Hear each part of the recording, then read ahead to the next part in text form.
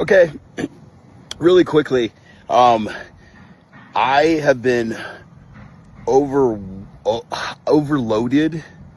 with negativity, just overloaded. Every time I open my phone, it's another disappointment by Donald Trump. It's another disappointment by the Republicans, the Democrats, the Epstein list, the shenanigans, the lack of transparency, the blatant disregard for law and human decency. So overloaded, right? Overloaded. And I'm sure you're going through it too. And number one, the imperfect here, not perfect, but number one, the Spirit whispered to me to make Jesus the center of your life, Adam. Recommit. Make him the center. Make him the center in everything. And then after you make Jesus the center of your life, get to work. Get to work. We have so much crap going on. There's so much shenanigans. We just had a huge storm here last night. All of my lawn chairs, powerful storm blew every single one of them in my pool.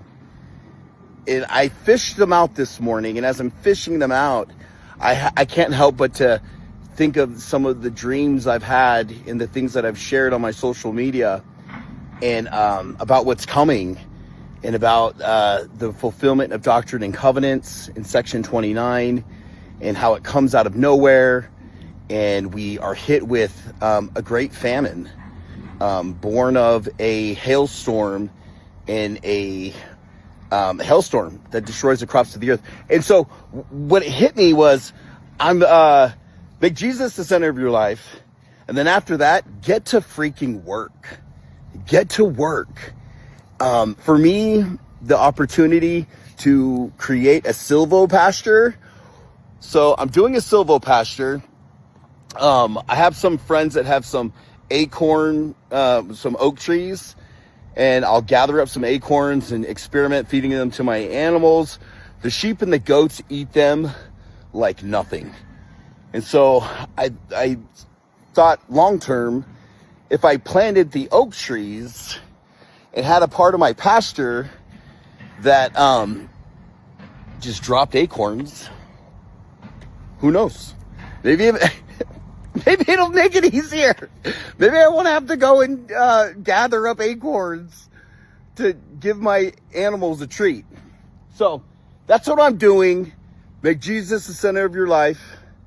Teach that to your children.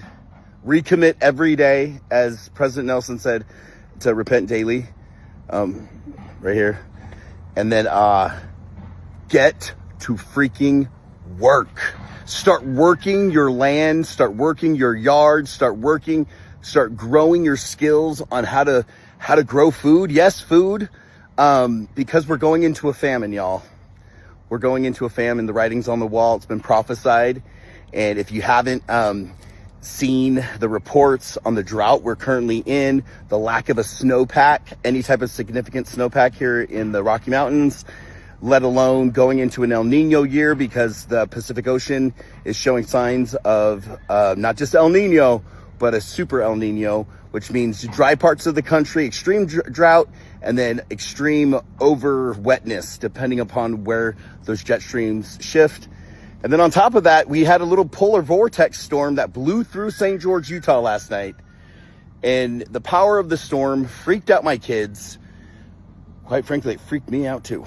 And like I said, all of my lawn chairs were blown into the pool. And fishing them out of the top pool, if you've been to my house, it's not fun. So, because it's just a deep pool, the whole pool. Yeah. So, instead of despair, instead of hopelessness, instead of getting caught up on all the negativity, make Jesus the center of your life. And then get to freaking work. Get to work, people. Let's go. Make it a great day.